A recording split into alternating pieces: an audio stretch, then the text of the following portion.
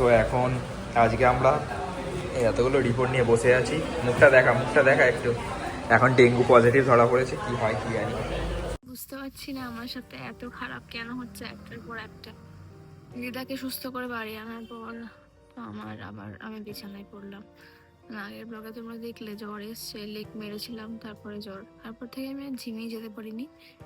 ওই দিন বাড়িতে এসেছি কোনো রকম যে সাইকেল চালিয়ে টলতে মানে ভীষণ, মানে সাইকেলটা রেখেছি, ড্রেস চেঞ্জ করেছি, হাত পা ধুয়ে বিছানায় ওই যে শুয়েছি, ব্যাস অবস্থা খারাপ।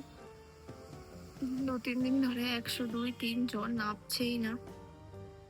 এদিকে মাথা ব্যথা, জল পট্টি দিচ্ছে, সেটাতেও কিছু হচ্ছে না। রাতে প্রচন্ড জ্বর আসছে।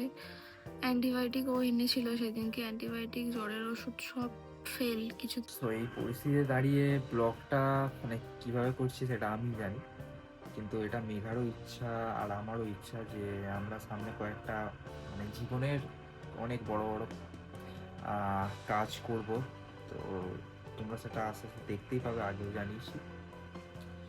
আর তার মাঝখানে মানে ডিউরিং দ্যাট জার্নি যে কত বিপদের সম্মুখীন হতে হয়, তো সেইগুলোও আমি আরও দুজনেই মনে করি যে ডকুমেন্টারি করে রাখা প্রয়োজন, যে পরে আমরা যখন এই ব্লগটা দেখব যে আমরা কত কিছু কাটিয়ে মানে যাচ্ছি। তাই আর কি এই সিচুয়েশনে দাঁড়িয়েও ক্যামেরাটা হাতে ধরে ব্লগটা করছি। এখন বাজে প্রায় রাত 3টে।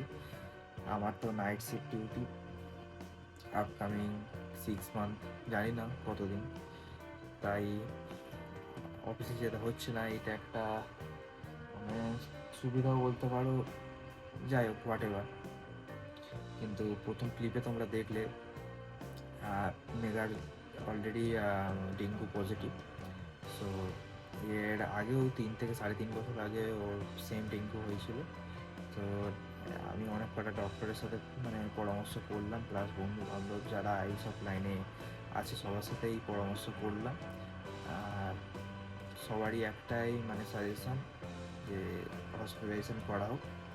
তাই জন্য আমি কাকুর সাথে কথা বললাম। আর কাকুদের যেহেতু মানে কোঠারি, ডিএম বিড়লা এই সমস্ত মানে হসপিটালের সাথে টাই আপ আছে, তাই জন্য আর আমাদের বাড়ির কাছেই পড়বে কোঠারি, তাই জন্য কোঠারিতেই আমরা ডিসিশন ফাইনাল করলাম। আর কালকে আমরা যাচ্ছি 10টার সময় ওকে অ্যাডমিট করাতে। যাই হোক, এই ভিডিওটা কবে আপলোড দেবো সেটাও জানি না, কিন্তু সবারই এখন মন মেজাজ কিছুই ভালো না। এভাবেই মানে সব কিছু মিলেমিশেই হয়তো জীবন, যেটা আমরা এখন উপলব্ধি করছি। তো কালকে যা হবে ট্রাই করব যতটা সম্ভব করা, মানে শ্যুট করার আর কি। আর পরে যদি সময় পাই দুজন মিলে ডিসিশন নিয়ে ব্লগটা আপলোড হবে। যাই হোক, আশা করছি সুস্থ হয়ে যাবে, কারণ অনেকটাই রিকভার হয়ে গেছে।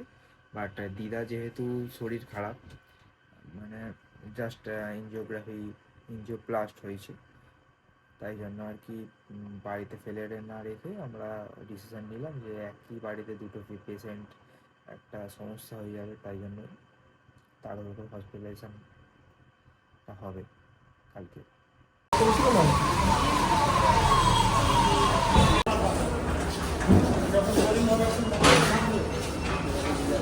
বল এখন কি অবস্থা?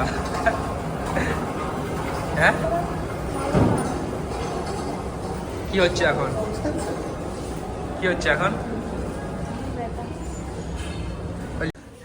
তো এখন ড্রেস চেঞ্জ হয়ে গেছে আপাতত, একদম উইন্ডো ভিউ পেয়েছে। হ্যাঁ হ্যাঁ, যাই হোক। হ্যাঁ ঠিক আছে, তাড়াতাড়ি সুস্থ হয়ে যা, তারপরে ডেইলি ব্লগ ছাড়বি। আপাতত ওর অ্যাডমিশন হয়ে গেছে, আর আমরা দুজন আপাতত বাড়ির দিকে যাচ্ছি। আর বিকালবেলা ফোনের চার্জারটা দিয়ে যেতে হবে। চলে গেছিলাম মাঝখানে, এখন আবার এসেছি। এই যে কেমন এখন অবস্থা? বুকে ব্যথা আছে। বুকে ব্যথা থাকবে, ওটা লিভারের জন্য আছে। ওইটাই সমস্যা, জ্বর তো কিছু আসে না। আচ্ছা, আর আসবে না, ঠিক আছে, ফিট। সো আজকে ডে 2, আর সকাল থেকে একটু ব্যস্ত ছিলাম, পোস্ট অফিসে গিয়েছিলাম, একটু কাজ ছিল আর টুকটাক অনেকগুলোই কাজ ছিল। আর এখন আজকে তো ছুটি, শনিবার, এখন যাচ্ছি দেখতে ওকে, আমি আর কাকিমা যাব। আর অনেক কিছু জিনিস কালকে জানলাম, ঠিক আছে, সেগুলো শেয়ার করি তোমাদের সাথে। যেমন ডক্টর যিনি দেখছেন, দিলীপ কুমার ভট্টাচার্য, আর ডায়েটিশিয়ানটার নামটা জানি না। তো সবার একটাই মানে কথা, যে যারা নতুন যারা জিম করছো তোমরা, ঠিক আছে, ও অ্যাকচুয়ালি নতুন জিম করে না, কিন্তু ডায়েটটা নতুন নিচ্ছিল। সো তোমরা ডায়েটটা প্লিজ কোনো ভালো কোনো ডায়েটিশিয়ানকে দেখিয়ে নাও, ঠিক আছে। আমিও আমার একটা বন্ধু, মানে ও দুর্গাপুরে থাকে, যার কোড আমি আগের দিন শেয়ার করেছিলাম, জিএনসি শুভজিৎ। সো ওরও সেম কথা, যে উল্টোপাল্টা ডায়েট নেওয়ার ফলে কী হয়েছে, ইমিউনিটি লো হয়ে গেছে। আর মানে আগে লোকে ভাত ডাল খেয়েও জিম করে ফেলতো, কিন্তু এখন সময়ের সাথে সাথে সব কিছু পরিবর্তন হয়েছে আর কি। সো তার জন্য সেই মানে সিচুয়েশান ওয়াইজ ডায়েট নেওয়া উচিত। এটা আমার কথা না, কোঠারির যে ডায়েটিশিয়ান আছে সেও সেম কথা বলেছে, প্লাস আমার বন্ধুরাও সেম কথাই বলেছিল কিছুদিন আগে। সো ওর ইমিউনিটি যেহেতু লো হয়ে গেছে, তাই তাড়াতাড়ি অ্যাটাক করছে মানে সব জিনিস।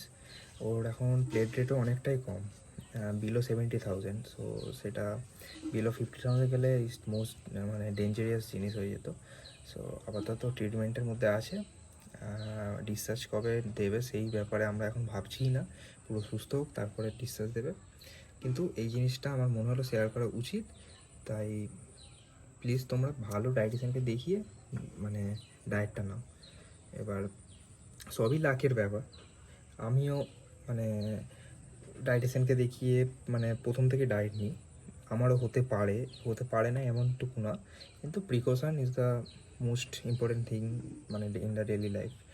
সো না বলছি হবে এমনি বলে দিয়েছি বাড়িতে ভালো ব্যাপারটা একটু করেছি করে গেছে একটু আছে আবার ওরা অনেক টেস্ট হয়েছে অনেক ফটো হালকা সোনালি হয়েছে বুকের ফর্ম এক্সরে হয়েছে সিটি হয়েছে ইকো হয়েছে।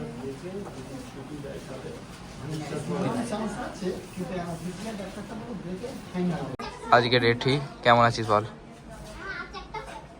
হ্যাঁ ঠিক আছে, একটু আধটু। এখনো দেয়নি, হুম, ঠিক আছে, ব্যথাটা একটু কমেছে অনেক। আচ্ছা ঠিক আছে, ঠিক আছে, তাড়াতাড়ি সুস্থ হয়ে যা, পুজোতে বেরোতে হবে,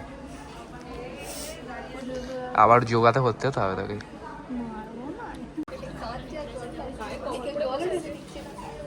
এখানে দুজন কাস্টমারই বলি, দুটো বন্ধু দেখতে এসছে। তো নেক্সট ব্যাচ কত নম্বর দিন হলো? 5 নম্বর দিন। কেমন এখন?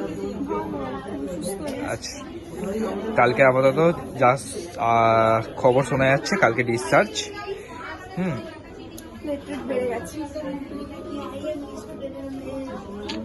ঠিক আছে, চল টাটা। ফাইনালি আজকে আমার ছুটির মানে বাড়ি যাওয়ার দিন, ক্যামেরাটা হাতে ধরে নিয়েছি অনেক দিন পর। তো অবস্থা তো খুবই খারাপ ছিল, তাই এই ফোনটা আমার কাছে ছিল না, এই ফোনটাই ছিল, এই ফোনে সবার সাথে কথা বলছিলাম। তো আজকে ওকে আনতে বলেছি, আর এই যেখানে ও বসে রয়েছে, এখানে পায়রাও বসে আছে, সব কিছুই আমার রেডি, শুধু আমি ড্রেসটা চেঞ্জ করবো আর বাকিটা হচ্ছে ওষুধগুলো প্যাক করার বাকি আছে, বাকি সমস্ত